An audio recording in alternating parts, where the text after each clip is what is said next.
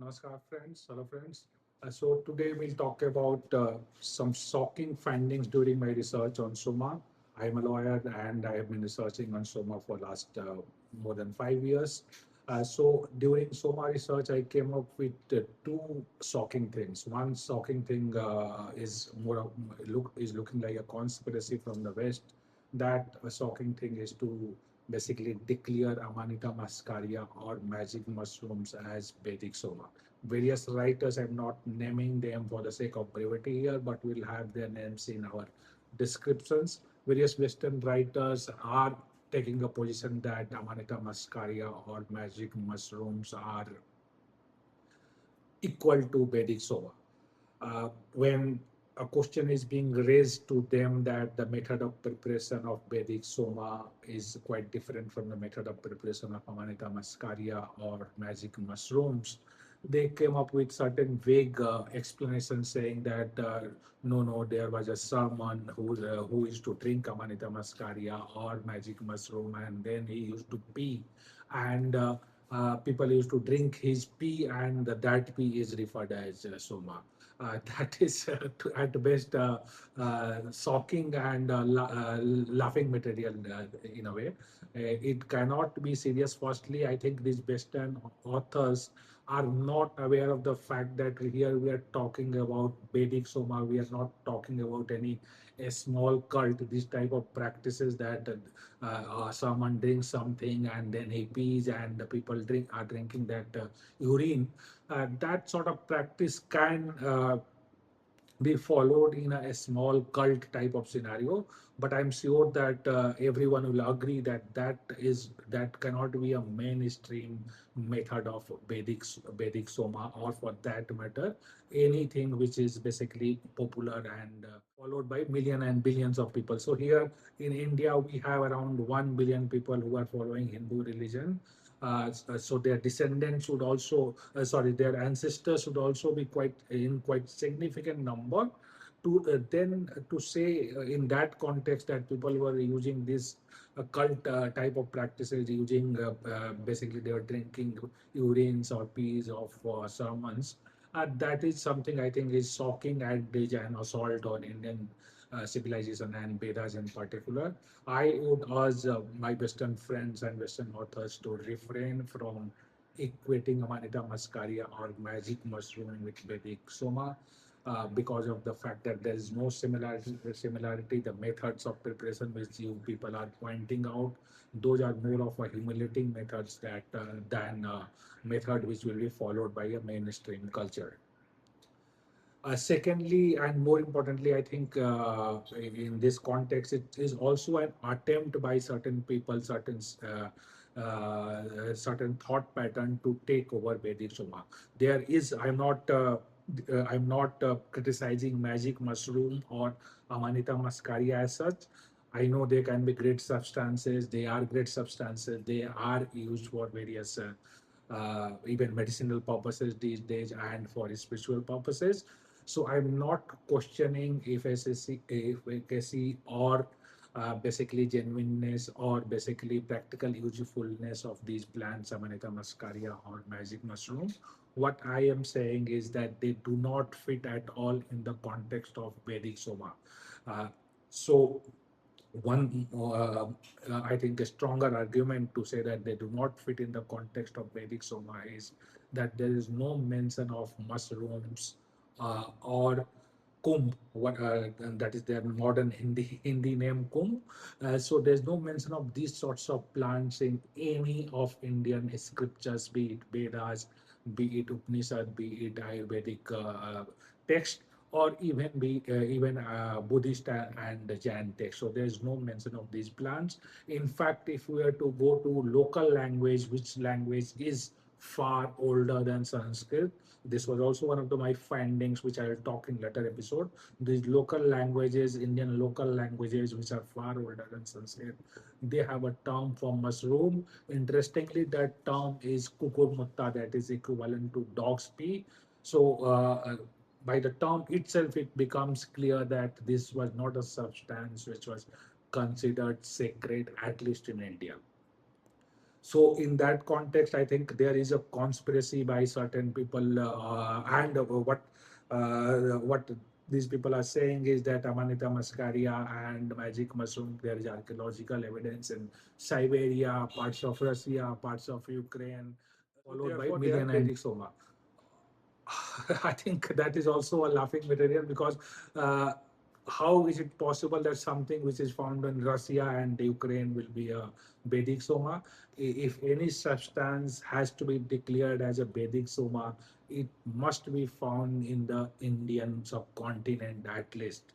If not in modern day India, then at least in Indian subcontinents, which includes Pakistan and Nepal, or even for that matter, I would give consider that if it is found in Afghanistan, it was used in Afghanistan, then the border was porous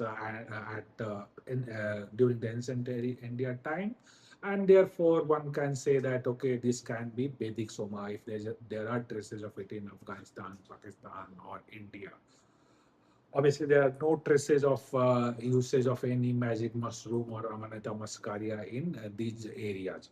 So therefore, it appears that there is an attempt by Western authors and Western commercial interests to declare Amanita muscaria or magic mushroom as Vedic. So therefore, yes, so Amanita muscaria is a very poor candidate for Vedic Soma. It may be sacred in our culture. It was not sacred in Indian culture. So therefore, I think Western authors and Western commercial interests should refrain from equating Vedic Soma with the magic mushrooms and Amanita muscaria. I am happy to get corrected, but I don't think there's a much scope here to declare Amanita muscaria or mushrooms as Vedic Soma. But I'm happy to get corrected if someone points out that these are the descriptions of the plant, these are the descriptions of Soma plant, and they matches in so and so manner with magic mushrooms and Amanita muscaria. I'll be happy to accept that, but unfortunately, no authors have talked about those similarities. In fact, they have recognized that there are no similarities in the plant description itself. There are no similarities in method of preparation. What they are saying is that there's a similarity in the effect of magic mushrooms and Vedic Soma, and those similarities are pointing out to the direction that Vedic mushrooms are equal to sorry, Vedic Soma is equal to magic mushroom or Amanita muscaria. So similarity in effect is not, I think similarity in effect cannot lead us to conclusion that these are two plants. So for example, if I die because someone murders me, or if I die, let's say because of some disease, these two are not same thing, although in the end I am dying. So that's a bad example, but I thought that will bring home the point that method of doing something, what led to that method, those are important things. Effect in itself is not a very important thing. And in the context of effect also, I would like to point out that effects of magic mushroom and Vedic Soma are not equivalent. So for example, I have also used magic mushrooms during research on this Soma, and I would say that most people would agree that magic mushroom is not something which one would consume before going to war.